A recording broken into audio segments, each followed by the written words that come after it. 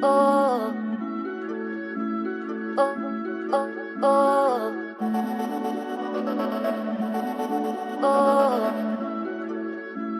oh,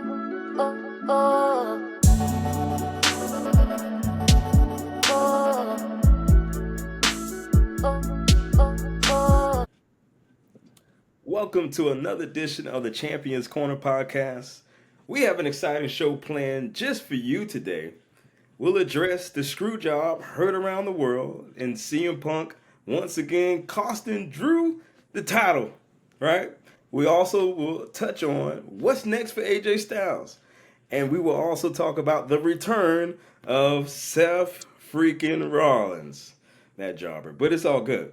We're going to get into the cinematic debut of the Wyatt Six and more right here in the Champions Corner podcast. I just got one question for you guys. Are you ready? You like I did that, right? Yeah. I mean, I said, are you ready? We ready? Oh, we ready. We ready. I like, yeah, that's I what try I to let you have your moment right there. That's all. Have your little trip moment. I mean, it's just so necessary that I start the show off like that, just to let the viewing audience know. I'm asking them, really, are they ready? And Oh, I yeah. think they're ready. I told you to start calling you Sean Levesque.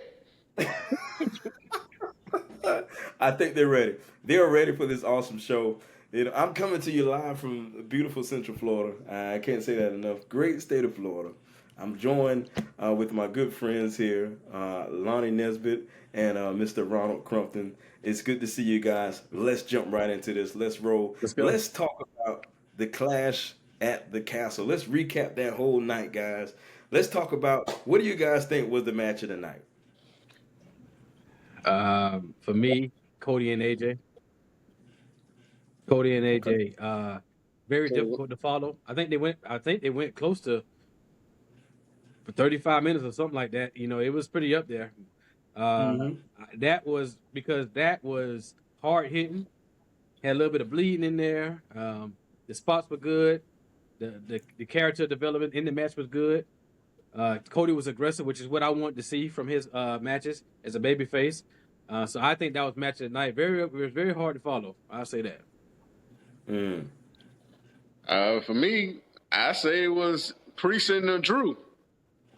But especially from the ending alone with that.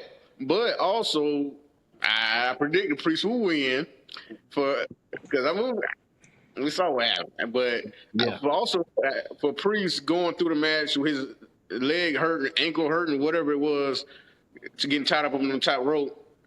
Applaud for him to even get through a match with Drew McIntyre like that. And he put a hard-hitting match with that, like I said. And then, like I said, the Punk coming at the end, like that camera view of him coming in, sliding in, and nobody knew who it was. That was just a regular referee, because they do have a regular referee with hair slicked back like that. So It could have been that person right there. But in my mind, I kind of thought it was him, but I was like, nah, it could, like I said, it could have been another referee. But the camera angle, and then it switched, and you saw it was him putting up the two. So I was like, oh man, that was a moment in itself. But that was match of the night for me. That, like I said, it was hard hitting, and it has something for everybody to talk about, even days after. Mine's a little contrary to what you guys said, and you may laugh, but I think the match of the night was the women's triple threat match. That was very good. The tag team? The tag team match. Okay. The tag team match. I thoroughly enjoyed it. Now I have my biases with that match, but I digress. I think it's good for business. But I will also say I would put that first. Then I would put AJ and Cody, and then I would put Priest. Now I have to publicly apologize to Damian Priest. On the last show, I think I said I'd rather watch paint dry than watch him. Right? I think I have to publicly apologize to the digital audience, because he proved something to me, and it's hard to prove something to me. It's hard to impress me, but I was thoroughly impressed by that match. I think that was a very good match from start to finish, and we all knew CM Punk. We told you, Lonnie. We told you CM Punk did not care about Scotland. We told you that he was going to do his thing. Yeah, let's celebrate with the fans. First off, I want to say thank you for RC for saying that. Talking about we, that's one thing. Okay. Second of all, you know, I want to come and kind of touch back on what RC said about when I saw Punk too. I was like, I don't think no referees wear Jordans. Yeah. Right. And so when I saw it, I was like, You never know. Everybody wearing Jordans these days, for wrestlers and trainers. Not the referee. yeah, but I have to tell you, if you go back and watch it, look at how it was set up. Look at the angle of the camera when he ran out there. It was no music, just a spotlight of somebody running. No response from the audience that I can gather, other than the normal. You know, somebody coming out, hurry up, come up, count. And next thing you know, and then if you watch, I think it was on I don't know if it's on Raw or Raw Talk, where they show how CM Punk got the referee shirt. He's in the back. He's in the back. Talking about, he was watching the match. Like, come on, I gotta get this. I gotta get it. You know, whatever. Yeah. Trying to get old girl to take her shirt off to give her her shirt. Like, I ain't gonna tell Jessica Carr to give you her shirt. Like, get her another shirt. Like, come on, man. You can't be doing that. Yeah. But I think personally, this is what I've been feeling. I didn't say it too much on the show, but every year I feel like, and this is me. This is the audience, brothers. I feel every year WWE after WrestleMania has like a little bit of a low period. I don't mean like everything's just, horrible or anything like that. I just feel like it takes a while to build back up, because I just feel like WrestleMania takes so much out of, that week alone and the build up to it, trying to put on the best performance. I think it just kind of drains them. And they kind of get back into it after that. And I feel now we're hitting that stride. And I believe every year is right around Money in the Bank when they start kind of picking back up again, because they're going to SummerSlam and so on and so forth. That's just my personal feeling. Right, wrong, and indifferent. Agree or disagree. However, I just feel like now they're picking back up. And not to mention, this particular year, they had a lot of people out at the Mania this year. It's hard to follow, a lot of what they did this year. So I think they really got to pick up and take off to another level right now. I mean, I would respectfully disagree. I would say, well, not now. Historically, that's the case. I would say this year, I mean, you had Roman that took off. Drew, I mean not Drew, but your boy Seth. I mean, he was practically handicapped at WrestleMania, so he had to take some time off. I think with those elements, and then moving in this new direction, and I guess historically it's always like, okay, what's the next chapter? What's the next? What are we gonna do next? Man. I mean, it's electric right now. I mean, after what we saw on Monday, I mean, they're moving in a whole another realm. Don't get ahead of us, man. Don't get ahead of us. I would say I think that played a part. That you had injuries and different stuff like that, so you had to reshuffle the deck. Yeah, and which is totally fine. Yeah. To me, even with that though, every show, at least PLE, still been big. Like every one is a big show. Mm-hmm. It ain't been like the past. Like everyone is built up, especially ones out the country. These fans are rabid fans who barely get to see a PLE like this. They going all out. They showing the US up, and crowd participation and just excitement. Mm-hmm. So that they're making all these shows bigger than what they usually are. Mm-hmm. So people can be a down period, but to me, it's everyone is up. At least the PLEs.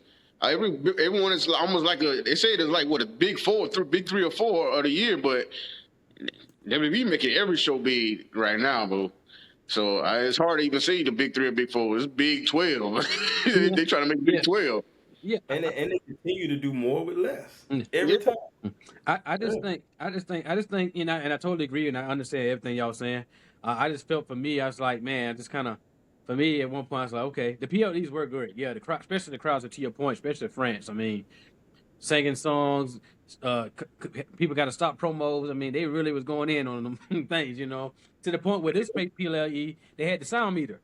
They was testing that out, So just to the digital audience, because I know my brothers understand what I mean, but to the digital audience, it's not a knock. It's just I feel like now I think they're hitting another stride at this particular point is what I'm saying. But yeah, so I definitely understand, and definitely I still was watching. I would still continue to watch because I'm entertained, and the passion for the business. But yeah, so But yeah, it's we'll get ready for my favorite event of the year coming up soon. Almost there, SummerSlam. It's almost there. Anyway, yes. Although it never takes place in the summer location, but It's Cleveland this year, so. But also, like you saying, a lot of people was out, and you see what they continue to do, making compelling storylines with who they got. So that's a good sign. Imagine when those people, every one of those people come back, and they fight for spots. They really fighting for spots like it was back in the day. Dog eat dog. We like who really going for this? Who really getting it? So these spots are really being, everybody moving up. A lot of people are moving up. So especially when those people come back, especially when Roman come back, boy, that's going to be very intriguing. That pop going to be the loudest pop of the year. Yo, hold on, say that again. Hold on, say that again, Sean. I mean, I'm a bloodline guy. Bloodline guy. Now, granted, to the digital audience, I must confess again. I was late to the party. I'm not too big to confess these things, So I would say I'm a part of the bloodline. So it's gonna be the biggest pop of the year. I mean, it might not be the biggest pop of all time. That might be a point for another episode. But I would say it's gonna be pretty huge. It's gonna be right up there with the biggest pop of all time. I think when Triple H tore his quad, but just had to put that out there. Okay. I mean, another episode. Yeah. That pop, y'all cannot sit here and tell me that pop wasn't loud. Nobody said that. Yeah, but it wasn't the only loud pop in history. What you think? It'll be the only loud pop in history? I could throw something out there, but I ain't gonna worry about it. Back to the Clash at the Castle. Hey, speaking of Clash, go ahead, Lonnie. I was just gonna say, I want to go back to the triple threat women's match. All that is a learning.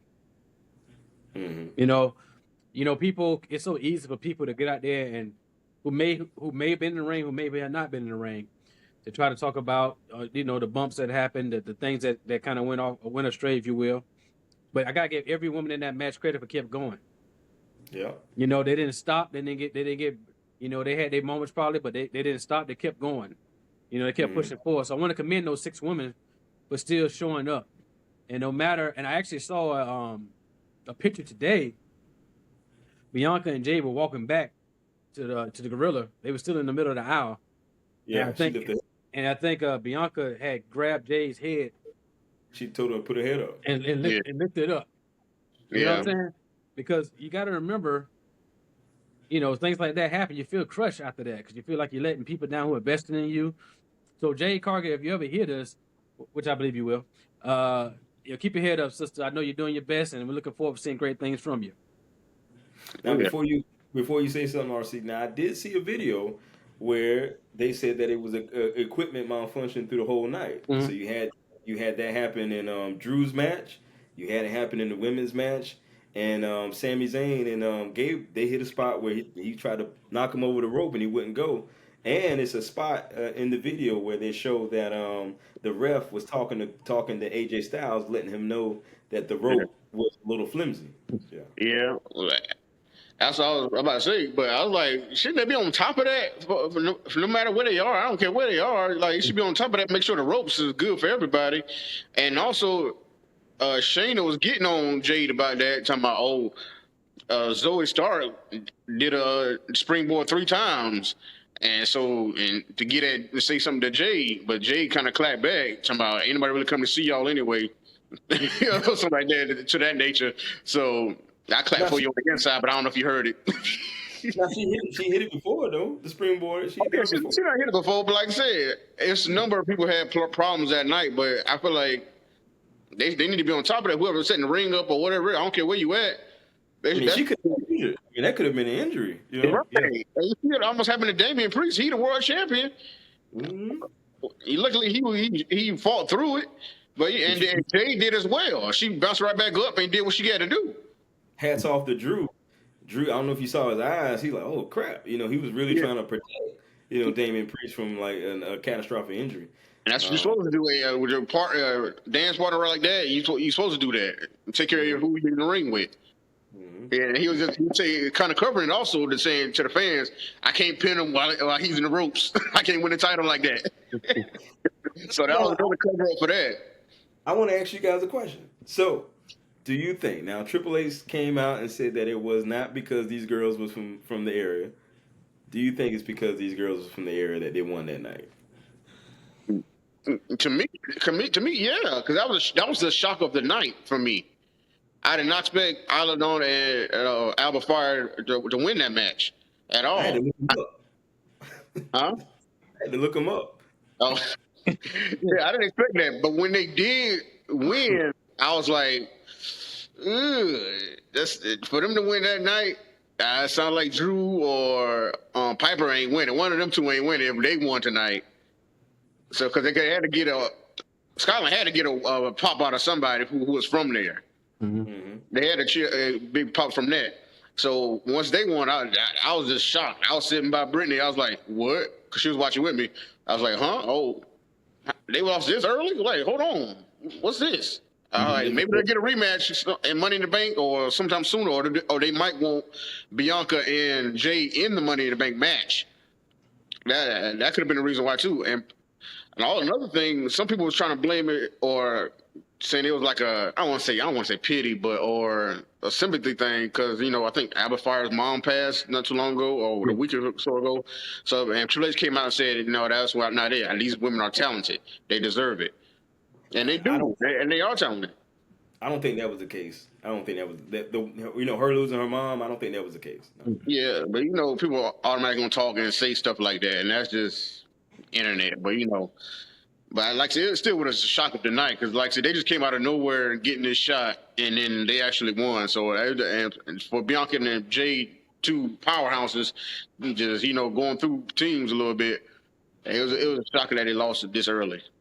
But I mean, now you do see, and then you could jump in, Lonnie. But you did see. I mean, they dominated that first portion of the match. I mean, Bianca was stellar in that match. I mean, I was like, okay, all right, Ninja. I gotta call her a Ninja. Golly, she was stellar in the match, and so then the tide shifted, and they had to practically gang up on my girls. Why they do my girls like that? I was a little upset. Yeah. Now, Lonnie is our local historian, so I want him to jump in here. Where do you see them going? Where do you see them progressing from here? Particularly Jade and Bianca. I particularly believe that they might get a rematch, like RC alluded to. I believe they'll get a rematch, but I don't think they'll win. I think at this point, they're going to break them back into singles action, and then maybe bring them back to feud with each other one-on-one eventually. But I don't think they're going to get the titles back again because if that's the case, they probably shouldn't have just lost in general. You know what I'm saying? That's what I believe personally. And, SummerSlam might be too soon. It might be too soon. I think so. It might be too soon for them to go one-on-one. That's a big marquee area for a big one-on-one match, like when all lights looking at you. That's a big thing because a lot of people want to see that match. You saw it at the Rumble when they kind of teased it. They went face-to-face and they didn't touch. And then you also saw it was possibly teased in the Queen of the Ring tournament when they was both heading towards each other. They lost and it didn't happen. So it's been teased multiple times. However, I don't think that might be, that might be a WrestleMania match next year potentially. And I think it'll work best with Jade as a heel. Yeah, of course. She's phenomenal as a heel. Yeah. I think they should have held the tag team titles until Rumble at least. That's what I thought it was going to happen like that, so they could build those titles up, making them prestigious. Because a lot of people don't look at those titles as do they matter? And on them two, it shows that they do matter, and it was building it up. That's why I was really surprised that they lost. But like I said, that's why I think Scotland needed a win, and that was their win because they didn't want to take it off Bayley because they want Bayley to go against Nia at SummerSlam, and they had that whole thing with Drew and Punk going on. So they, like I said, got to give Scotland a win somewhere. Boom, right there you go. That's why I said Jade and Bianca got to get a rematch somewhere. I think. Go ahead. No, go ahead. All right, go ahead. I want to piggyback off that, but go ahead. Like I said, it might be a Money in the Bank, but I think they need certain people in Money in the Bank. That's why they might put them in there. But so I don't know when they will get their rematch. Maybe it could be on like a Raw, SmackDown, whatever it is.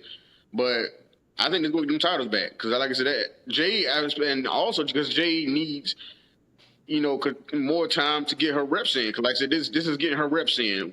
Going with Bianca, going against, four of the female superstars, that helps her. All this helps her right now. Before they had that 1-on-1, she needs to be where she needs to be on Bianca level as far as in ring to have that match. So that's why I was thinking they keep the tag team together longer for that. Right. For that purpose. Now, nobody is here, but I saw a progression in her from, first tag match or when she started really competing to now. So, yeah. I think another thing, though, too, and correct me if I'm wrong, but I don't think Bianca and Jade ever went to NXT during this reign. And you remember when they had the titles before, they lost to Alba Fire, and when they had the title before, they lost to Ronda and Shayna when they combined the titles. You remember that last year? Yeah, last year. So, and I don't know if they ever got the rematch, but the plan was this when they combined the NXT women's tag team titles and the actual women's tag team titles. And they don't have the NXT women's tag team titles in NXT anymore. So I'm wondering now if they're going to go down there now and kind of do it like a full loop. You know what I'm saying? I wonder if that's a part of the plan as well. To stay familiar with it down there. Maybe they can help with something there, had a connection. I mean, Bianca is too, obviously, because she came from there as well. But so I'm wondering if they want to do something with that now. Maybe we'll see that because the women roster is deep on NXT. It's deep, man. So I know they got the North American Women's Championship, but are they going to bring those tag titles back? But more to come on that, too. So that's kind of thought that might be maybe something's going to come with that as well. That's all I'm saying. Right. Yeah. And a pivotal point of the night, I would say, was after AJ Styles. But before we get to that, let's paint it like this. What did you guys think of the Cody Rhodes AJ Styles story in the match? The story itself leading up to it, or just the match itself included with it based on what it was made off of? Right. Based on what it was made off of. Well, the initial match was like, let's see who the better man, right? At Backlash, let's see who the better man. We found out in that regard. AJ kind of went through, his emotional stand there. I need another match. You go to the back of the line. Well, what can I do? Okay, let me just, reinvent this Mark Henry promo. Let me put on this pastel. You know what I'm saying? Yeah, and he got you, and he played it off well. And AJ's a great heel. I don't think he gets enough prop for it. And so, taking Cody out like that and pissing him off and bringing him out there, and like, I'm giving you to the keys to the kingdom essentially. And then you put him flapping on his face. Right. You know what I'm saying? So me, that's why I talk about aggressive Cody, because that lit a fire under Cody. Like, you brought me out here to emotional, and you gonna drop me like this in front of all these people? You know what I'm saying? And then, the next week, Cody's waiting on him in the parking lot. Then he said, it got him in the ring. Security get beat up all the time, so they don't even go in there. But I quit match. But then I think the interesting part too is Cody's mom getting involved. Bringing her there. Like, every time she in the audience, man, somebody getting in her face. So you know what I'm saying. So I think that emotional part of it too also made Cody look more aggressive. And I think, and honestly, it may sound crazy to somebody. Yeah, it put Cody on another level, but I also think it helped AJ Styles. So I think it's going to, because AJ Styles had to get helped out. So I think whatever happens after this for AJ Styles, I think it's going to be okay. Boy, absolutely. That was the funniest part of the night. Mama Rose slapped AJ Styles 3 times. She just sat back down, got him up again, slapped him. Slapped back down, got up again, slapped him. I was like, what? What Mama Rose doing? I mean, did not hit him hit the right spot or something? I was rolling off that part. But Cody really brought like that really aggressive side, because even you, Sean, say he's too much of a good guy. And this show aggressive side, he get down there, he really doing whatever to keep his title. Yeah, handcuffed this man to the ropes. Them shots to the chest with the chair I was like, ooh. Okay, because a lot of times, mostly in WWE, at least, they usually just do the poke with a chair to the stomach, hit him in the back. Poke the chair to the stomach, hit him in the back. This is going straight to the chest. Right. And so a lot of people was kind of down on the ending. I was like, AJ ain't trying to get that shot to the head with the stairs because he's handcuffed. He can't do nothing. I mean, what So he more could- they want? What they want? Right, because Cody could have hit this man a bunch of times until he quit from there. Because where he gonna go? He ain't got no key. I mean, if let's say he did hit him with the steps, he can't say I quit. Right? Hey, I don't know, but hey! Somebody said I forgot who. I think it was Corey. I think it was Corey Graves said it, and I wrote. So we all know how the Mankind and the Rock 1999 Royal Rumble match ended, right? love it. Yeah, listen, Love it. I don't know who said. I don't know if he took it from the Cody SmackDown or something. He said Cody better watch that. You know that worked for somebody else before. No, when he get the recording of somebody saying I quit. But every I quit match, I think of that. Every I quit match, I think of that. But I he was swear. handcuffed this time. He was handcuffed to the ropes. Yeah. That remind you of it. You know what I'm saying? Like to your point, he ain't about to take if he hit them with that steps. You know how many times he gonna have to hit him? Yeah. He gonna knock him out. Yeah. So I what he gonna mean- say? He can't say I quit, like you said. He can't, but I mean, AJ ain't want that, I guess, because I mean, Cody was knocked out in between the match too, and then he had to wake him up. He was already waking up already before he got the water or whatever. But Now, come on now. How ironic is that Cody makes it to the other side of the ring and just happened to find the key. How about that? He just happened to find the key to unlock his handcuffs. well, it was in the bag. It was in the bag. It came in the bag. Come on. It was in the bag, man. It comes in the bag with the handcuffs. Anyway. But then everybody thought it was thumbtacks. That's where everybody kind of made the pop. That's And what I everybody thought- AJ said, I know what y'all think this is. I got something better. yeah. But you know that the keys got to be in the bag with it. The key should not have been in the bag, but that's just me. That's just me. I mean, what you gonna do? What do you think is next for AJ Styles? What do you think is next? Well, you got a match in Japan, ain't it? Yeah, he got a match coming up in Japan in a couple of months, or this month, or maybe is it this month or next month? I had to check up on it, but I think it's this month. Man, more to come on that. It's coming up real soon, so for them to talk about it like right now. So yeah. Yeah, so I think they might just kind of pull him out for a little bit to kind of focus on that and bring him back in, and then have him go with another story wherever that goes, because you know AJ's been doing his thing, and when he spoke about it, of course I think he's proven himself to the company, so they're going to trust him to go out there and do that. He's proven himself, and of course it's not a secret. He's been talking about retirement, which is why a lot of people was kind of pulled in that promo, because like, is this it then? Because he's been talking about it. I think he said in one time he had signed his last wrestling contract. Now, I don't know when his contract's up, but I think he's going to get some time away to do that, to answer the question. Maybe come back in another pivotal role, and maybe even get the OC back on the map a little bit too, because they've been going down to NXT as well. All of them, Meechin and the Good Brothers. So maybe kind of get them, maybe build them up before he might leave, and then put them in a good position potentially. They need it because I thought they was gonna win the NXT, and neither one. Meechin didn't win the ladder match, or the match she had yesterday. This past Tuesday on NXT for the North American Women's Championship, and the Good Brothers, they didn't win the tag team titles against Axiom and oh boy, I ain't forgot his name. But so I was surprised that all three of them lost recently for those titles. So I thought they was gonna get them dubs to build something up. So they say they got them titles and Asia get the V title, but nobody won an OC. So I don't know what their plan is. Yeah, and I think with AJ, maybe that's that. WWE still having that global footprint. By having him go over there and do the match.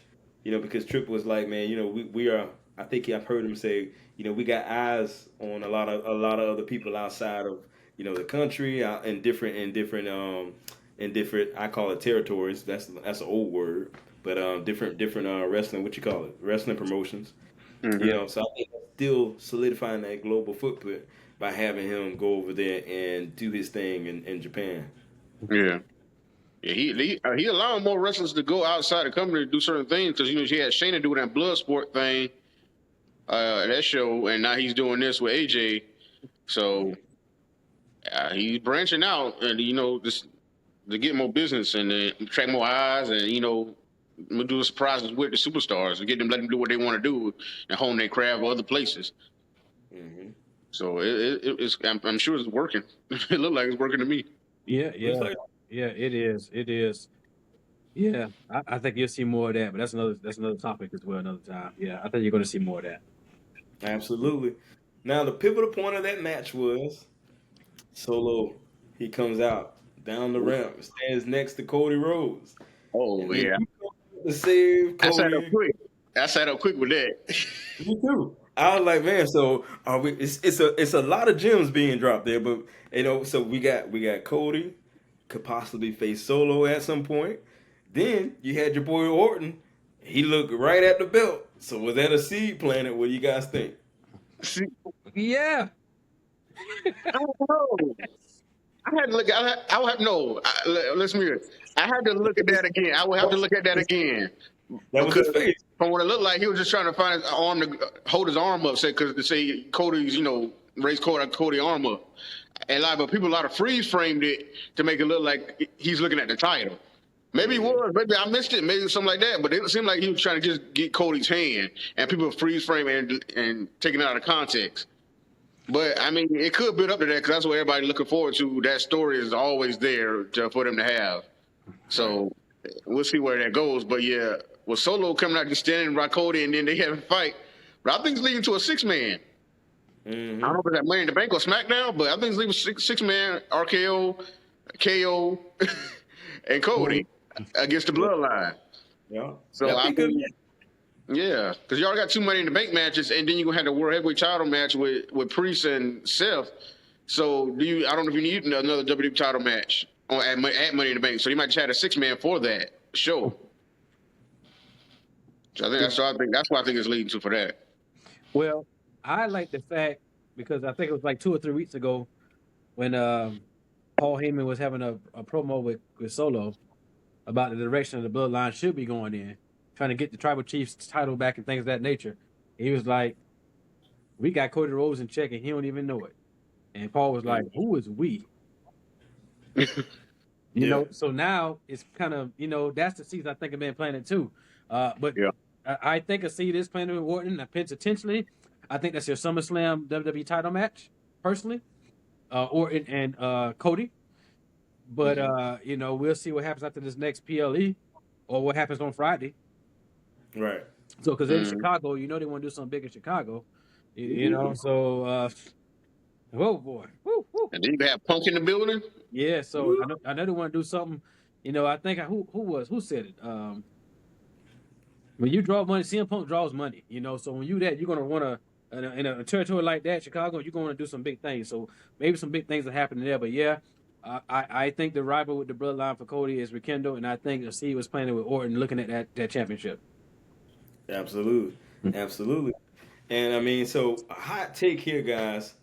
So Bloodline eliminates Paul Heyman, gets him out, and that solidifies Paul Heyman more of a face. And when yours truly comes back, puts him on that face level, they're going to get rid of Paul Heyman soon and replace him with somebody else as the wise man. What do you think? I don't see Paul Heyman as a face. I don't see him as a face. Like I just don't. Like I don't. Yeah, I don't know.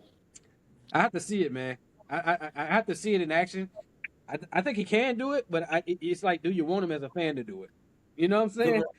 Right now, he's scared to death right now. So, but to your I'm sure point, you get fans on the side because fans gonna say Paul go in what he says with my name is Paul Heyman. Everybody always says it, so he can probably get the fans on the side, especially with Roman right there. Because people gonna cheer Roman when he comes back because they ready to see that. They're saying it almost every show with Solo on it when he's talking or whatever. So it's possible, but it'll be something, and it's something new for him, I think. So I'm intrigued to see how it goes. I'm saying, because that's the only way I can see if this goes down to be, the Bloodline Civil War. If it goes down to be like that, That's the only way I can see Roman, because we know Roman's coming back as a face. That's the only way I can see Paul aligning himself with him is if he has to get kicked out of the bloodline. But we'll see what happens. We'll see what happens. Well, I just remembered you alluded to something a couple of shows ago, Sean. You was like, "What if Paul Heyman's the one pulling the strings?" Yeah, I don't see that now. Like what if the final boss is paying him more money than the tribal chief? Final boss got injured lately, so we'll see. He's still working. Boy, He's still working. you see that elbow, that bruised up, looking like how Cody was looking. But That's a man's man. But you know what I'm saying? I'm like, so look, man. I think we're about to see some things, and I'm gonna go back to what I'm saying. This is what I mean now again. When I said things are picking up, when I said the comment earlier, we saw those seeds planted now because we knew some things were going to happen. Now we're starting to see they about to go in that direction. You know what I'm saying? So I guess that's more of what I meant as well. Now that I think about it, so Money in the Bank to me, you can talk about the big four. To me, if anything, that has to be the fifth. Then, you know what I'm saying? Yeah. It has to be the fifth. With it because everything that's on the line at it, the moments of potentially cashing in that night or later. So that's always for me. Lately, a lot. I've seen that as a big show. They've been really putting some heavy hitters on that show. Right. Yeah. And to me, Money in the Bank almost is above Survivor Series in a way. Mm-hmm. Lately, in the past few years, it's been more interesting than the Survivor Series. Yeah. Survivor past year was off the chain though, but yeah. Yeah. Because they got the War Games now. They trying to do, I guess, I don't know if they're going to do it again this year, but they the past couple of years trying to do the War Games. So they're trying to spice it up, Survivor Series up with that. Because the elimination, regular Survivor Series matches ain't been really there as much. Mm-hmm. So they're trying to, do it back up with the War Game. So we'll see if they do it again this year, which they might. Because, that could be a play into the bloodline again, like you did before. Mm-hmm. The last one with the bloodline was to prove Sammy's loyalty. That was a big one. And this past one, Punk came at the end. The face team going over, and Punk came at the very, very end. So that was interesting. Like I said, so I think they're trying to build Survivor Series back up to be that fourth. But Money in the Bank been fighting back and forth with that pay-per-view. So they've been going, But I always love Money in the Bank. It's been my favorite pay-per-view for a little while. Right. One of them, at least. Money in the Bank. It's been interesting, man. It's been interesting. I'm looking forward to Money in the Bank. And as we alluded to earlier, CM Punk screwing Drew McIntyre out of the championship. What do you guys think about the comments made by Wade Barrett? Boy, Wade is upset. It happened to him. But why was Big E sweating so bad? Did he run down there? Did y'all notice? Big E sweat easy. Yeah, from what I've been seeing forever. Big E sweat easy. You know how you do, but it might have been hotter than Scotland. I don't know. Let's just call it what it is. Wade Barrett was just that hot about that thing that the heat was coming off of him and Big E was sweating. Let's call it what it is. Well, he was, hey, like the kids say, Lonnie, he was big mad, ain't he? Yeah, boy. You thought that man should be fired. I'm like, fired? Big E fired. I'm like, what? Hey, all I'm going to say on that is this. I think you're going to see more of that Friday because Wade Barrett commentates on SmackDown. Oh, yeah. Mm-hmm. Oh, and then Punk is in Chicago, too? Yep. So, I can't say it. Okay, never mind. Go ahead. I don't know they should have done an interview, because he can do an interview right there with Punk. Right. And have that pitching right there. Oh, that'll be interesting, Bo. They might have to go from commentary, but that'll be interesting if he did an interview with Punk or just came face to face with Punk just to see you shouldn't be here, or what was you thinking? You shouldn't be allowed here no more. Right. That's a second world title match from what he was saying. But dude, it's still Drew McIntyre's fault to me. Yeah. I don't care. First WrestleMania, you got in his face. You told this man to suck it right in front of his face. You think a man gonna take it there, especially Punk? Right. Hurt or not, being a man and being a man, you gonna tell me to suck it right in front of my face and expect me to just sit there. Right. Come on now. So that was number one his fault. Drew, he did it again right here, Classic Castle. You put your hands on him, you choking this man. You expect him to do something? Yeah. He kicked you in the balls. Yeah, he shouldn't be in there, but you put your hands on this man. Drew should have just took Whether he's gonna count or the referee was down either way. Another referee wasn't running out. No other referee came out. right. So whether he counted or not, he wasn't an official referee. So if he counted the 3 or not, that wasn't gonna matter. It wouldn't have been official. You wouldn't have been a champion. Right. So you put your hands on him, he kicks you in the balls, and then you got screwed again. From what you say, it's in your hometown, but Punk wasn't the referee. Yeah. Hey, The referee was down. hey, I don't know what did you sip on whatever Wade Barrett was sipping on? You got a little passion over there that's not too. No, but now I've seen a lot of people saying, "Oh, Punk is the villain here," or "Punk screwed him again." Drew keeps screwing himself. I see both sides. Now I will say this, alluding back to what you said. Now I can see Punk showing up and just being who he is and just calling Wade Barrett straight out. Like, listen, I heard what you said. You know, come out, come in the ring if you know, and have that confrontation. I can see that happening on SmackDown. That's a must Boy, that's see. gonna be That is a good. must see. If That's that gonna happens. be good. Either way, it's a must see. That's why I said it's a match of the night, because you got two interesting segments on Raw and SmackDown from that. Right. The thing what happened on Raw, you know, with Drew saying he quit, and Punk, you got to see what he gonna say on SmackDown. It's in Chicago too, so that's icing on the cake. I don't see Drew just quitting. I see him showing up on SmackDown. He might, but I think that's the Mike, man. Hey, he got that ticket Monday. He was at the airport Monday night on Raw. He was at the airport. He Listen, should have been, but okay. CM Punk screwed him at home. CM Punk's gonna be home Friday. I know. I'm just saying. I got a prediction for that. I got something for that. But Okay, we're gonna see. I'm gonna leave it then. I'm gonna leave it. I don't want to jump too far in that. Then, oh boy, let's go. With that said, ladies and gentlemen, we got to talk about the hottest Raw. I think I can say that. You guys agree? I think that was the hottest Raw It's hot. this year.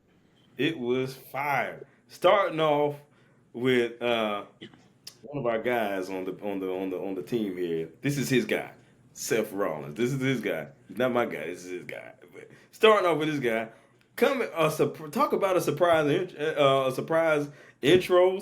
We didn't know he was going to be there. Did you guys? I didn't think he was going to show up this soon. But what do you guys think about the impact Seth Rollins has now in the WWE? What do you think about that Monday Night Raw appearance?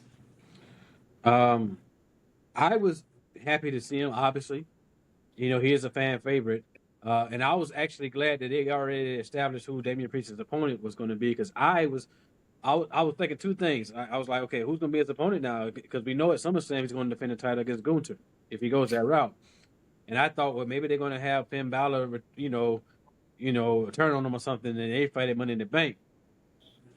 But to have Seth come back and do it now, the building that is like at the two greatest cash-ins that are with only two cash-ins at a WrestleMania successfully, you know, and they alluded to it in the promo. It's a lot to be talked about. So we're going to see what happens. I'm happy to see him back. I think he deserves to get his rematch first thing. Yes, I do. You know, because that man worked overtime at WrestleMania. You know what I'm saying? You know, so no question about that. So I'm glad that, you know, Damien's like, you know what? Don't go in the match, just come get it. You know what I'm saying? Come get this butt whooping. You know what I'm saying? However you want to put it for him. So I'm happy that he's back. He looks healthy. Since the last time I saw him anyway. You know what I'm saying? So let's get it. Yeah, he looked well rested. Yeah. Mm-hmm. Yeah, I like it. Especially I like Priest, you know, stepping up saying, I wanted to pin you. And so he's giving him this match. They're like, this is his chance to do that. So because Priest has got to continue to prove himself. And that's what he wants. And he wants people to doubt him because they like I said, they keep calling him a transitional champion, paper champion. And that's what he said at the press conference. Doubt me. I want you to doubt me. I want to shove it down all your throats. And I'm out here. The judgment, they don't even know I'm out here. They don't know I'm doing this. But I'm ready to give you your shot because I wanted to pin you. I got it off on Drew. I got it back. Drew, done with Drew at the Clash of the Castle. I'm done with him. I wanted you at WrestleMania. I'm getting you right now. You back? All right, let's go then. Where you at? Yep. And that's why I think, like I said, Priest gonna be that face sooner or later. It's forming, but we'll see. And him giving them the shot, and Seth was like, "You really want to do this? Like you said, I beat you last time." So that's his mindset. You're gonna have to have somebody jump me before to beat me, because I done beat you last time, and Priest came back like, "Yeah, that was bad last time. Times have changed. This is my title now." So, and he proving, like I said, he trying to prove his ground. This ain't Monday Night Raws no more. This is El Campeon. How you said? This is my area. This is my show. I'm the world champ now. Y'all ain't gonna look over me. I ain't no paper champion. No, I ain't no transitional. This is me. So I was excited to see him do that, and I'm ready to see this match to see if he can prove what he's saying to Seth. Mm-hmm. Yeah, I'm waiting to see it too.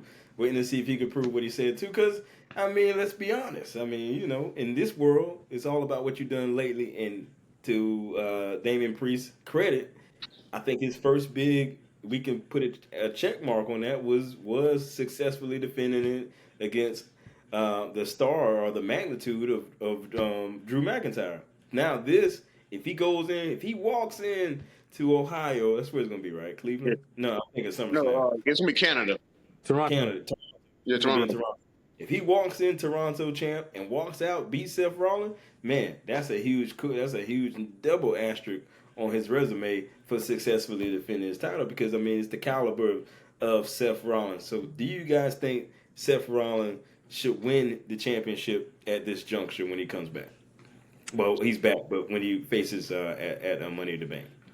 Well, I don't think he should win. I think Damian should keep going, but I would love to see Seth fight Gunther. I would love to see that. I would love to see that. I don't. But that's the thing, you know. It's like I think, but I also wouldn't mind to see Damian fight Gunther too. But I'm more intrigued to see Seth versus Gunther, only because I know what can happen there, and they kind of teased that earlier this year. You know, right around the Royal Rumble time, around close around that time when Seth was hurt. So I would love to see that Gunther and Seth at SummerSlam. But I won't be mad if Damian and Gunther happen at SummerSlam either. I think that could be a great match as well. Damian hits he hit hard. He hits hard. So yeah. I don't think Seth should win. I really didn't think Seth would be bad. I thought he was gonna take more time off with Becky to like have that family time, bro. I get they might, because they it's great to have them, but they don't exactly need Seth at this moment. But Seth might want to come back because he wants to be there around SummerSlam time. It's the second biggest pay-per-view of the year. I get it. But I thought he was going to have more time, because it was like he just tagged Becky.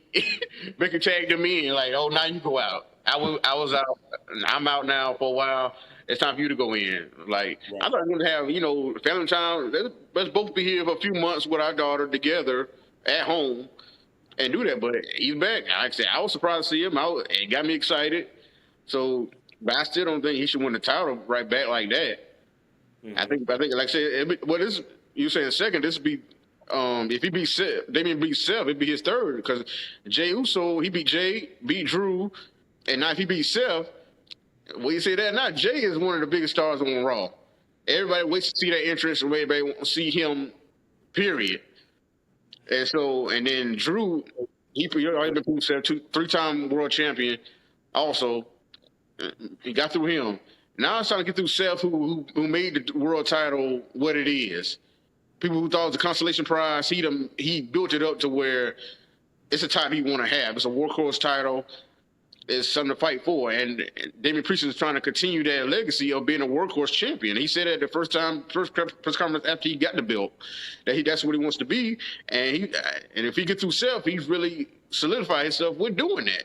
And that's why I said that's why he said he wanted to beat Seth, because that's what he wants to be. Well, like Seth did, do what Seth did, build that title up. Mm-hmm. Ladies and gentlemen, I have to apologize on behalf of my constituent for stating here on the digital airways that main event Jey Uso is the main event. Come on, let's see. There we go again. We're gonna get to that. We're gonna get to that. But Sean, it's, just let Hold it on. go. Just let it go. Just let it go. Yeet in the bank.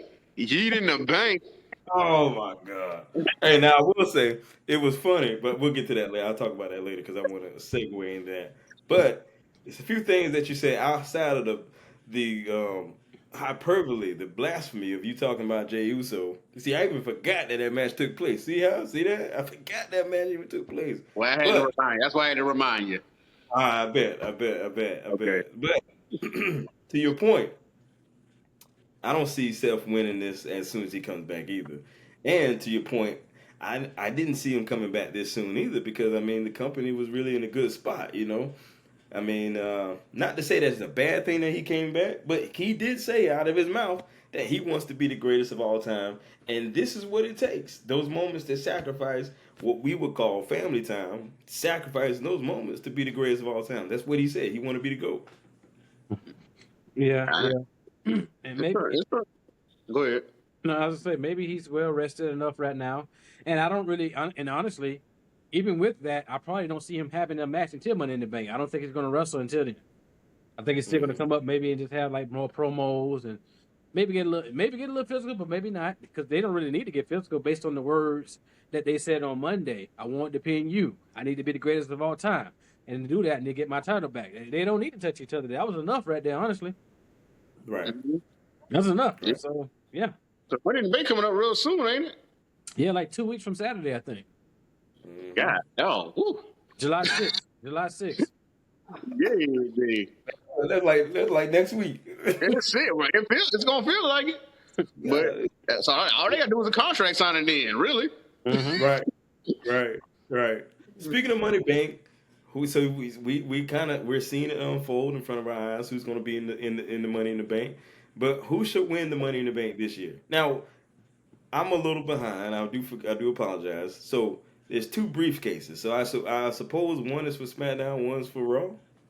Man and women. Men and women. Men and women. Okay, cool. It'll be 6 from each. I think. Well, I don't know how many gonna be in the match. Probably 6 from each show. Well, 3 from each show. Yeah, 6. Yeah, but 3 from each show. Raw and 3 from Raw, 3 from SmackDown, and so we gonna see who's gonna be in it. That's why they're doing the triple. I guess that's why they're doing triple threat qualifying matches to get in there. Mm-hmm. Okay, who you guys got winning it this year? Men first, and then the women. I you know what? I had to see who's in it, but Yeah, I want Jade to win for the men already. Personally, there's a little bit more. Who'd you say? Jey Uso. I want Jey Uso to win. Here we go. I won't. Now for the women, I know Io's in there right now. I kind of want to wait and see what else happens on that one. But I won't be mad if Io won again because I think she needs something right now. Unless she's gonna just go a different route with damage control, but I wouldn't mind seeing her do it again. Maybe kind of get back with her and Bailey going at it again eventually or something like that down the road. I know they're on separate shows right now, but who never know? You never know how. I don't think that door's closed yet. So a lot of meat on that bone still. for me, I also say Jay because I think he's already on the posters. So, I mean, I think he getting it for the men, and for the women, I think Tiffany Stratton. Mm-hmm. Oh yeah, that'd be good. Cause I see Nia Jax winning because Tiffany kind of trying to buddy up with Nia a little bit, and I think they friends in real life. Cause I've seen a few videos of them together doing backstage stuff. But I think Nia does that with a lot of people. But either way, I see Tiffany winning. She's one of the fastest rising stars. They kind of slow her down for a little bit lately because she had that little controversy online with the Jade video. Mm-hmm. So I don't know if I don't know what she was thinking with that. I don't know if she didn't hear the video or what it was because she did click it down quick. Mm-hmm. But that was a little weird. So, but either way, everybody likes her. So I mean, and she's a great talent. That's what. So I said, like I said, they kind of showing the seeds with that. Like for her and Nia getting a little buddy, or she trying to get up with her on SmackDown. So I see Tiffany winning it. Yeah, that would be good. I think that'd be good. Yeah. You know what? Yeah. Tiffany. I think rising stars. Yeah, absolutely. It wouldn't be a bad option. It wouldn't be a bad option at all. But This is the moment I've been waiting for. I've been waiting to talk about this since it happened. I mean, I haven't slept. I've literally had nightmares. I have to say that to the digital public, because not too far from us is this October. Well, it starts early. Not too far from us is Universal Studios, and we have what we call Halloween Horror Nights. And Monday night, I think we experienced something out of this world we haven't seen before. At least I haven't. I've never seen it like the likes of this. I mean, I think this is Undertaker on steroids. This is Mankind on steroids. It was literally cinema, and I'm talking about the debut of the Wyatt Six. I'm talking about the debut of Uncle Howdy. Fellas, let's unpack that. Who got murdered? Well, what I will say is this. Somebody call Chad Gable and find out if he all right. Because he got a match on Monday. Somebody tell him he got a match on Monday. That man look dead out there, boy. Chad, look at it. He took a bullet to the head. Right. Like a whole crime scene. Like, what's going on back there? And the way they shot it was magnificent. It was spectacular, bro. All jokes aside. The way they shot that, bro, that's movie quality right there, bro. Right. And you see how it had it like make it seem like it just happened because earlier in the night they followed Drew back there and everything was fine. Everything was in place. You know what I'm saying? So they went back there, they showed you all that back there. It was following Drew. And to see that at the end of the night, it was crazy, man. But I ain't gonna put that lie. It was like Uncle Howdy Bo, he almost tripped into that fog, and that's a lot of fog on that ground. I'm like, it's like he almost tripped a little bit, almost, but he probably tripped over a body. Yeah, right, yeah. But the way they played, they showed all the different characters. I'm like, I want them to explain all the characters because all these look kind of new. They kind of similar to what it was before with the Bray Wyatt and Firefly Funhouse, but they got to explain certain things while they certain people with him now. So those things came to life apparently, right? That's what this is. I guess, but I don't know. Are they going to see? A lot of people's issue is how it is going to translate to the ring. That's what a lot of people it stops for them because it's a great entrance, great vignettes, great videos or whatever. But once it gets to the ring, how is it going to make it click for everybody? A lot of it doesn't click for everybody when it gets to the ring than the wrestling. I mean, like we said on the previous show, this debut made sense of the QR codes, made sense of the cryptic messages because, I mean, like we all said, we wasn't going to know what this was until they actually showed up, and man, did it show up. Lonnie, what's your take? First, I want to say something that some nuggets now that it's all come to light, if you will, or come out. I've been seeing things online that I guess on Monday during the Chad Gable promo with Otis when they said they was leaving, I guess a little icon from Bray's history was on in the promo in the back. I think the little rabbit or something. I gotta check that out. I think also I saw something when they had a tribute when I think one of the QR codes said you never say thank you anymore. Who says thank you? Chad Gable. Oh yeah. So and I think they had like his initials on something too. So if you go back, you'll probably see those things. But I think it was cinematic. But I have to just like Bray's last run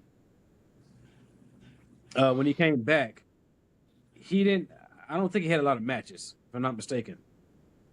I don't think he had. I want to say I could be wrong on this, but was it only LA Knight the only match he had when he came back in that run at the Rumble? That's the only memorable match. Yeah. I mean, that's what much I thought about. Yeah, because it kept starting. It was going so slow with it, trying to get the meaning of everything, and so it seemed like they was teaming up. He was teaming up with Uncle Howdy, but then Uncle Howdy hit him, and then so like they get teamed up again. So I don't know where it was going at that point. Then he just kind of then he left, and then sadly passed after not too long after. So, I have to ask too. Don't get me wrong. We don't know, but I'm not expecting them to have 5-star quality matches. There's people for that, but I do want to see what happens when they do get into the ring, because and I also want to see, because I only heard one response other than I only heard one WWE professional wrestler response, and that was Jey Uso. He You like you That's don't want no parts. But I've That's what I was heard getting to. Yeah. I've heard personalities on social media. I think Not Sam Wrestling, he brought out his classic emergency podcast thing. You know what I'm saying? But You know you do. I want to see how they respond. What do they do next? You know what I'm saying? What direction? I think once they have time in the ring, not saying this the rest, but maybe talking in the ring, we might get a better understanding of what direction they're going to go with them. So it's going to be something else. I was trying to see when I saw it. I was trying to see who else I saw laid out, but it moved so fast I couldn't. Because I tell you right now, one of them, I saw like some blood stains on the wall. Looked like one of them Quentin Tarantino movies. Man, Right. Boy, I like yo, it. I think one of the bodies was Carmelo. Yeah, that's what they said.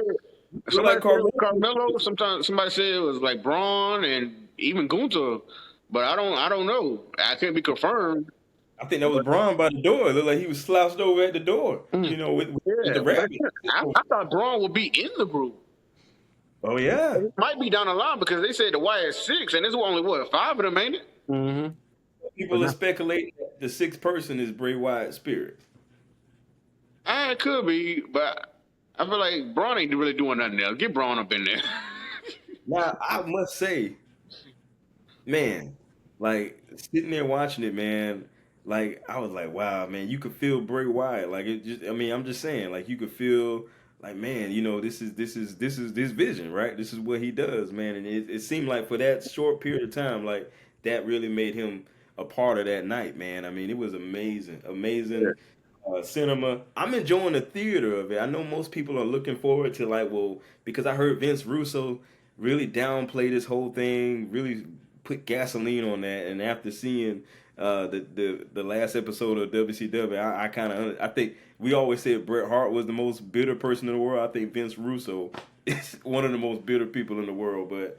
I mean, he downplayed this thing. It was so bad. I'm like, yo, I'm enjoying the theater right now. I mean, I worry about matches later on. Yeah, I mean, I'm enjoying the theater. I want to see how that all plays out. Because after Monday, where do you go from here? it's all like I said. It's all about the follow up. You can't show up on Raw as business as usual. We just have a murder scene. Right, you got to go all in with this. Hey, look, I told you what you need to do next. Somebody need to call Chad Gable and tell him he got a match on Monday. Listen, screw the match. Oh. Chad ain't got no match. Right, but speaking of Chad Gable, you hear that thing with Otis. Otis pushed him or whatnot. They get the crowd popping. I thought Otis gonna do more than that. I think everybody else did too. But I think Otis. I don't think that's the end of that. I think Otis gonna, check to make sure he's okay, just because of that happening, and they gonna get back together. That's gonna pull him back into Chad Gable. Here, my Otis, and so that might be happening right there. And one thing that will give me chills if this happens, if they just put Bray Wyatt's voice in certain places, because I mean that's all people want to hear. Just his voice. Even they could do I think Bubba said it's like a video of him saying "we're here" or something like that, or like just put his voice somewhere. But one thing I really like that I saw with that was the lantern, man. They had the lantern just sitting there, and then for Uncle Howdy to pick back up, it's like he picking back up where Bray left off, picking up that lantern. I'm taking the lantern on now. And that gave me chills from having that. Just to say, I'm taking this on for you, brother. And this lantern is lighting back up. I'm blowing it out. You know he blew it out. You know what I'm saying? We're going forward with this. You're taking your vision on. That's what I saw it as. And I love that, man. I'm glad they changed the mascot for Uncle Howdy versus the first one he had. You know, his look, that first one looked kind of bulky, but, I like the aesthetics. Yeah, I like the aesthetics. They had like two different masks because Bray was wearing one and then Bo was wearing one, the different one, like more gray. So I don't know. I think it was like two different masks they had before, but now it's a third type. So all of them look good. All the characters look good. I just want explanations for everybody in the group. A little more explanation on what they're, why they're here or what they got going on. Go ahead, Lonnie. I would just say that I wonder. I'm sitting here wondering. I know I keep talking about now more of a serious question about Chad Gable. Based on what they were saying in these QR codes and Will this motivate Chad Gable to be more aggressive in pursuing what he wants? You know, maybe is that the message they're trying to send?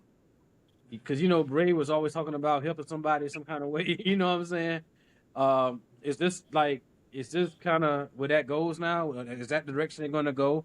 Where now that he lost the Alpha Cabinet, will he now get the Creed brothers? Because we've seen that happen. He was talking to them a few times. So anybody they come in contact with, what happens to them then? And I'm wondering if that's the direction they might go with it as well. But I mean, honestly, I don't think they just beat down the wrestlers back there. The whole production team sits in Gorilla. Mm-hmm. Yeah, that's what I said. That's why they said they got to go all in with this. Like, who really was that beat down? Because that could affect the next Raw or the next SmackDown. And are they the Wyatt 6? Are they just on Raw? Because you can't. Who controlling them? If they don't beat everybody down in the back, who's controlling them from going with show to show to show? Who? That's a good point. It might be another massacre on SmackDown. Right. Remember, what happened? At Clash of the Castle, it popped up for a while. Said the massacre. What did it say? The massacre coming or something like that. Yeah. Well, I think Sami Zayn was coming out. Yeah, something like that. Yep. Man, so much to unpack there. Who you got? Man, well, I guess we could talk about that later. It's so much to unpack with this Wyatt 6, man. I'm so excited about. But this is the part of the show. I want to just go to your bold predictions, Ron. We're gonna turn it over to you, man. All right. Well, one of them is I'm gonna continue on with the Wyatt 6. I think they're gonna interrupt the Damian Priest and Seth Rollins match. Either cost him the title, because I think they're gonna do like Bray was doing, going back and getting who screwed you over or getting who you had trouble with. And Seth Rollins was one of them people. He beat him for the title, but he still had that terrible moment everybody knows about, that Hell in a Cell match. And then that could be one of the people, and that could be who Uncle Howdy goes after first and put Seth Rollins back out at SummerSlam. So I think they can do something with that, and that's how Damian Priest gets to SummerSlam with the championship. So like that's my first one, because everybody keep wondering who the Wyatt is going to go after first. I think that he's going to be one of them people, and that's why he getting his title shot so early. And they saying, no, you don't deserve this. We taking this back for Bray or for us. You know what I'm saying? And that's who and put Seth Bray back out at SummerSlam. So that's one. Two, everybody talking about this Ricochet thing about is he coming back or he going to AEW? What he going to do? I think everybody not thinking he might go to TNA. Because the partnership that WWE has with TNA right now, he's still with them, kind of. But he could go there and fight for their world championship. Or fight Moose or whoever it is. Mm-hmm. But everybody think about AEW because what Ospreay said, and he cool people over there, and that's his type of style. But he could be a main player in TNA, and like I said, still have that partnership. Because we don't know how big this partnership and how long this partnership gonna last with WWE and TNA, NXT TNA.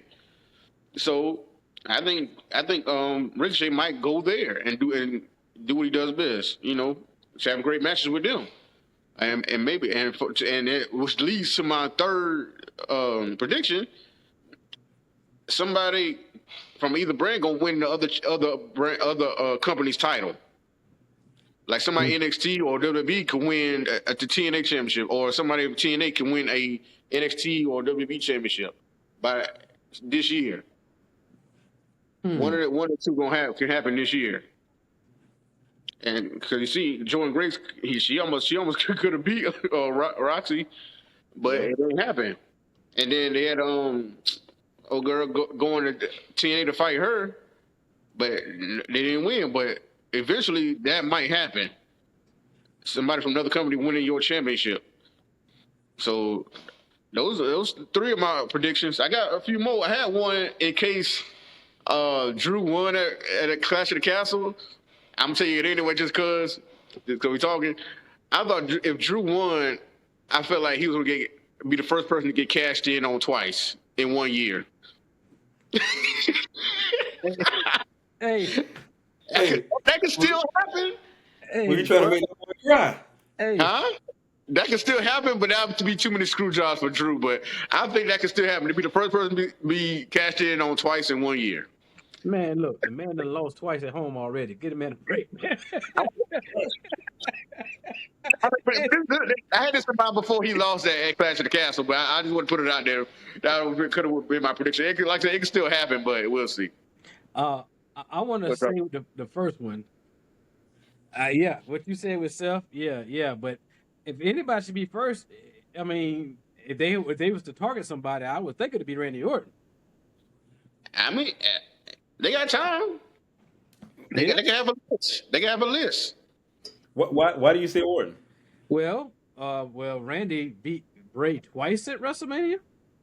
Oh, he should have lost both of them. One was for a title, and then I think Alexa Bliss cost Bray the second match, and he burnt the house down. Yeah. Yeah. You know, and so Right. he never got over that. So, you know, that's a lot of heat on that fire right there. You know what I'm saying? No pun intended when I say that, but you know, that was a lot. He probably dealt the biggest blow to them. And then on top of that, I think in during that time as well, didn't he burn the Firefly Funhouse too? Didn't he set the Fiend on fire? Yeah, but he also I think he burned the Firefly Funhouse, though he did something to it. Was that him or was that? That wasn't John. That wasn't John. That was Seth. No, I think was it him or Roman? I had to look at it again, but it might have been him or Seth. That's why I said Seth might be in there too. Yeah, maybe that's why he came back early too. Then. Yeah, that's what I'm saying. Yeah. Yeah, more to come on that. Then we'll have more. We'll put that out on our platforms and talk about that. But yeah, I think that. Listen, I think at the end of the day, Orton will be the top choice. Yeah. But I want to know if he is, what happens after that. Because he just came back. You're not going to quote unquote bury him, right? Yeah.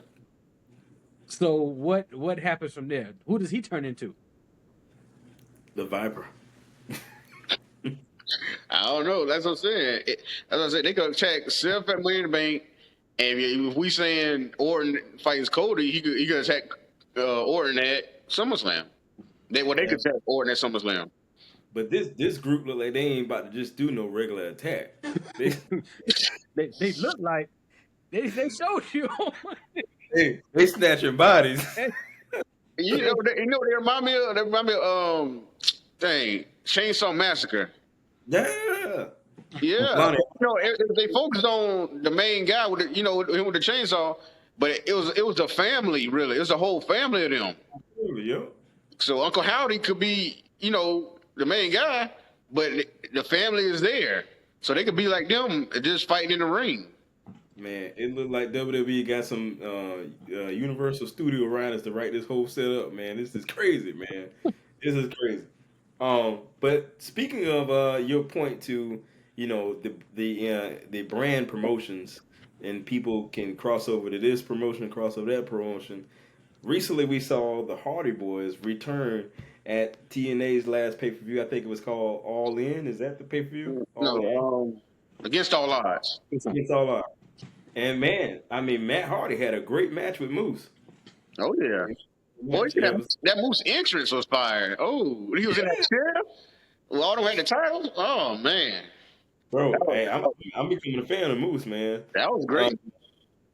But guys, what do you think? What do you think about the match? What do you think about the Hardy Boys? Is this their last run? Will they retire in TNA? Well, I don't want to say it's their. I don't want to say it's their last run, because as we know in this business, people retired 30 years ago, come back for 2 more matches. So then they promote their last match and still want another one. So I'm not going to say that, but I think this may be one of their most impactful runs because they probably know they got the quote is I got more behind me than in front of me type of thing. But now that they're at TNA, do they go to NXT? I mean, you practically work for WWE right now. You know, That's what I'm saying.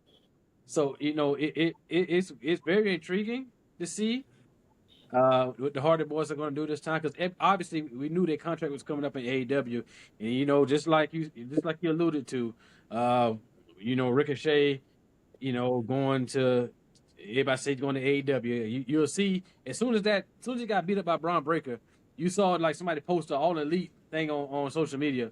Ricochet is All Elite. Some fan posted that. Yeah.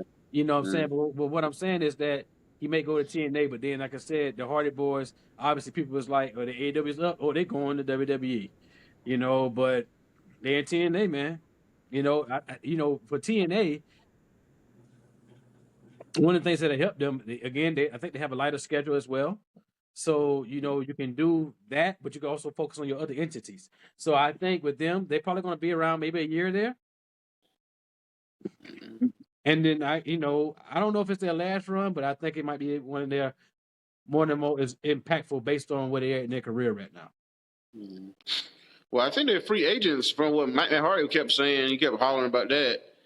So I think they just go whatever they want to do right at the moment. So, but they got a big reaction, as they always do when they debut somewhere or re-debut or whatever it is. Because, it's the Hardy Boys. You're going to be excited to see them, especially that first time them showing up somewhere.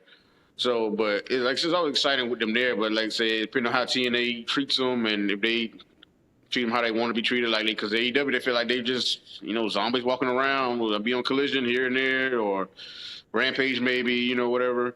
So they got tired of that. So they want to go somewhere else and make an impact. No pun intended. But this is where they can do it. And then, like I said, with the ties to WWE, they can be right back there too. And make an impact there, make an appearance, and give a team a leg up from being in the ring with them. So it's a wait and see, but it's exciting to see. Like I said, that's why I said Ricochet might go there, and like I said, because a lot of people talking about him and Samantha, that way him and Samantha can still have more time to keep having their time together because of the ties. Because they're based out mostly in Orlando, I believe. Still, I guess they travel every now and again here and there, but and that Ricochet still have because they ain't letting go of Samantha. They ain't trying to let go of Samantha no time soon. They don't really want to let go Ricochet go really because they just want to have him to do certain things. But this is where Ricochet could be showcased in a more of a main event, and the way he wants to be a world champion. Possibly might face Moose, might beat Moose. And this be part of his contract. And they'll be saying, "Oh, because he kind of knows I'm probably not gonna be world champion here. I'm probably not gonna be Intercontinental champion no time soon, or U.S. champion. Here, I can be world champion, get all their titles, build myself back up, and maybe come back up to WWE because of the ties. Depending on how that business goes, like you said in your predictions last time, Sean." Yeah, but I just go ahead and buy TNA. And so he could build himself back up in TNA, get their titles when he can, might fight Mustafa Ali for the X Division, or Moose for the World Championship, and then come back saying, "Oh, my resume is big, a little bigger. Check me out." And that's it. So they can play out like that. Absolutely. We know the Hardy Boys get a good pop because we almost left the concession stand at Mania to go see them. We didn't live. We did leave. Yeah. I had to stay out there, but for WrestleMania 33, that was what a high of the night. Yeah. Now, so because you brought up a good point, because Samantha, she wasn't there on Raw, so I was like, man, is she going to leave? I mean, what? They playing this up. They're playing the injury for Ricochet up, but I don't know. That's a big loss if they lose her. But what what if he doesn't leave? Right. Maybe he signed under the, maybe he didn't sign already and just kind of taking that time to play this thing out. What if he doesn't leave? It'd be good for him. I mean, I actually like him. Yeah. I mean, that's a whole nother conversation we could talk about, but hey, just want to throw that out there. Absolutely. Ladies and gentlemen, we come to the part of the show where we want to give the champions moment. So, Lonnie, what's the champions moment today? I want to give two today, um, and the reason being, I want to give one to Damian Priest for sticking it out, not allowing what happened in the ring to deter him from continuing to fight. Because just such as life, based on how you get something, sometimes people just kind of just associate that with your character, that you don't work hard for something, and they just kind of let you fade out like, oh yeah, you're gonna lose, or you're gonna lose, you can't do this, you can't do that, but he's fighting and still doing it. And then he's also saying it to them, he's challenging them, tell me I can't do it in the face of adversity, tell me I can't do it, and I'm glad to show you wrong, I'm glad to show you wrong. Mm-hmm. And I think that is the heart of a champion. Not believing the lies. I often say arise from the lies. He says all rise, things of that nature. But so I want to give it to him for inspiring people. No matter what they say, you go out there and do what you know you can do. And prove them wrong. And I added this next one because we all kind of at times have moments where we don't feel like ourselves, or we don't feel like we delivered as we should have, or whatever the case may be. But I want to give one to Bianca Belair for standing with Jade Cargill during a challenging time in her career, in the early stages of this part of her career, letting her know that, look, it may have gone how we wanted, but you keep your head up. You don't lose who you are because you had a night that didn't go as planned. Such is life. Don't for anyone listening, just because you may have, failed at something, if you will, or you didn't do something that you thought or was expected of you, and you feel like you let a lot of people down. Don't drop your head. You got to get back up and work hard and keep going for it, because it's just a part of the story. So I want to give it to Bianca Belair for not just leaving her like that. And this is off camera. Mm-hmm. Lifting her head off camera. Now the cameraman got a picture of it. It's on camera. You know what I'm saying? No. You keep your head up. You keep your head up and you keep going, because better days are ahead. So those are my two champions moments. Absolutely love it. Absolutely love it. Oh yeah. Priest is the champ. Hats off to him. The Bianca and Jade, those are my girls. Hats off to them. You know what I'm saying? Man, it looked like they was giving a throwback to the Legion of Doom with their outfits, right? It was a little. Yeah. I think Cody mentioned that. Mhm. He didn't even say their names, but he kind of alluded to them. But so that was nice. I liked it. Yeah, man. Listen, I liked it too. I hope you guys like this episode. I hope you share it with someone, and I hope that you decide to follow us as we move forward in the Champions Corner podcast. I hope you enjoyed this episode. We will see you guys next time right here in the Champions Corner. Peace. Peace. Peace.